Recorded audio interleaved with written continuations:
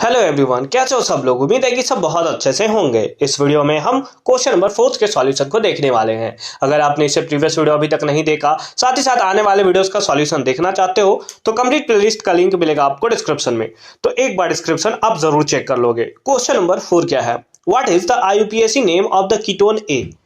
अच्छा, हमें IUPAC name बताना है कीटोन ए का, ठीक है। विच अंडरगो आयोडोफॉर्म रिएक्शन, जो कौन सा रिएक्शन करता है, तो हमें क्लियरली यहां पर गिवन है आयोडोफॉर्म रिएक्शन ये करता है।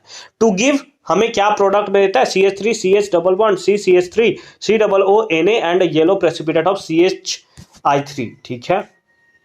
ये हमें देता है आयोडोफॉर्म रिएक्शन है। ऐसा करते हैं, सबसे पहले प्रोडक्ट बना लेते हैं। प्रोडक्ट हमें क्या दिया हुआ है, प्रोडक्ट दिया हुआ है CH3, ठीक है। उसके साथ साथ CH डबल बॉन्ड C, उसके साथ साथ कनेक्टेड है यहां पर क्या CH3, फिर उसके बाद है C डबल बॉन्ड O, है ना, CO माइनस और Na प्लस, ठीक है। ये आपको गिवन है। उसके साथ साथ येलो प्रेसिपिटेट देता है किसका, CHI3 का।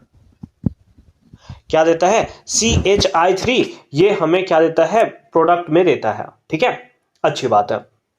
अब देखो हमें क्या दिया हुआ है कि विच अंडरगो आयोडोफॉर्म रिएक्शन, कीटोन ए का हमें नाम बताना है। सारे के सारे क्या है, कीटोन है, देख सकते हो, ओन है, ओन है, ओन है, ओन है। हम लोग एलिमिनेशन मेथड लगाते हैं, ठीक है। एलिमिनेशन मेथड यानी कि कौन कौन सा इसमें नहीं हो सकता है। हमें ये नहीं पता कि कौन सा हो सकता है, हम लोग पहले ये पता कर लेते हैं कि कौन सा नहीं हो सकता है। उसके बाद देखो क्वेश्चन कितना सिंपल बन जाता है। अगर आप काउंट करो कि हमारे पास रिएक्टेंट जो है, रिएक्टेंट में टोटल कार्बन कितने हैं, तो जैसे 1 2 3 4 है ना, फिर यहां पर 5 और एक यहां पर आपको देख रहा है 6, तो टोटल प्रोडक्ट में, है ना, प्रोडक्ट में टोटल कार्बन कितने हैं, 6 है ना। तो अगर प्रोडक्ट में 6 कार्बन है तो इसका मतलब ये पक्का है कि रिएक्टेंट में भी टोटल कितने कार्बन होने चाहिए, तो आप बोलोगे सर 6 होने चाहिए, है ना।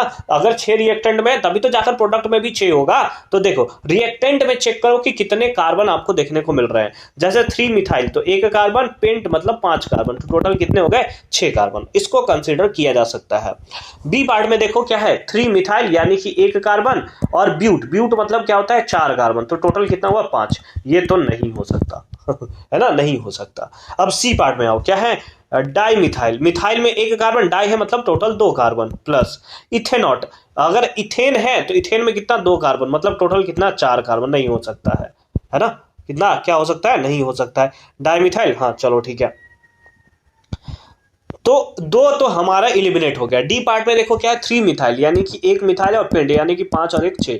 तो अब हमारे पास देखो क्या सिंपल सा बन गया, हमारे पास केवल 2 ऑप्शन है, यानी कि ऑप्शन ए और डी बच गया। ऑप्शन ए और डी में से अब हमें बताना है कि कौन सा इसका राइट आंसर हमें देखने को मिलेगा। बात समझ में आई, क्या सिंपल तरीके से हमने इसको बना लिया है यहां पर, ठीक है। 2 वाला बी और सी पार्ट तो हमारा यहां पर एलिमिनेट हो गया। ए और डी में से अब हमें कंसीडर करना है। चलो दोनों का फिगर बना लेते हैं और उस बेसिस पे हम लोग करते हैं। ये तो बहुत अच्छा मेथड मैं बता रहा हूं आपको। अगर क्वेश्चंस में आप कहीं पे फंस जाओ ना, तो एलिमिनेशन मेथड कर सकते हो। सबसे पहले आपको नहीं पता है कि कौन है, लेकिन आपको यह पता है कि कौन नहीं है, तो भी आप आंसर दे सकते हो, ठीक है। चलो देखो क्या, 3 मिथाइल है, पेंट है, पेंट मतलब 5 कार्बन, 1 2 3 4 और 5, 5 कार्बन है। 3 पे मिथाइल है तो 1 2 3, थर्ड पे हमने बना लिया मिथाइल, ठीक है।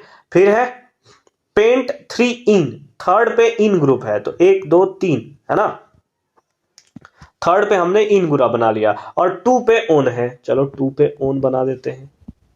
ये देखो 2 पे बन गया ओन, तो ये आपको एक देखने को मिल रहा है, ठीक है, अच्छी बात है।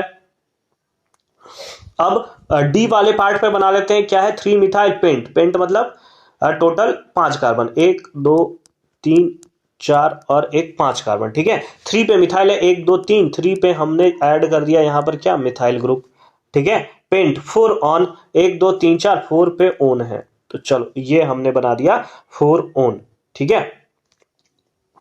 अगर आप क्वेश्चंस को ध्यान से देखो, अगर आप क्वेश्चंस को ध्यान से देखो तो क्या आप बता सकते हो कि इस क्वेश्चंस में ये वाला पार्ट तो कभी चेंज होगा ही नहीं, ये वाला पार्ट अगर आप देखो यहां से लेकर यहां वाला पार्ट तो कभी चेंज नहीं होगा, चेंज होगा तो ऑक्सीजन के बाद वाला पार्ट, यानी कि जो Na+ है उधर से हमारा Na को आखिर किसी ने रिप्लेस किया होगा, मतलब Na आखिर किसी को रिप्लेस किया होगा तब जाकर वहां पर Na आया हुआ है। तो रिएक्ट अगर प्रोडक्ट में हमें ये कंपाउंड देखने को मिल रहा है तो ये जो आपको देखने वाला पार्ट दिख रहा है ना ऑक्सीजन माइनस से पहले वाला पार्ट, वो तो हमें सेम देखने को मिलेगा, है ना, वो हमें क्या देखने को मिलेगा, सेम देखने को मिलेगा। उसके साथ साथ यहां पर क्या है, यहां पर आपको एक डबल बॉन्ड दिख रहा है, तो ये तो चेंज नहीं होगा। इसमें आप देखो तो डबल बॉन्ड नहीं है, इसमें डबल बॉन्ड नहीं है, यानी कि ये वाला पार्ट नहीं होगा। कौन सा होगा, तो बिल्कुल आपने एलिमिनेशन मेथड से भी केवल बता दिया कि option number A is the right answer of this question.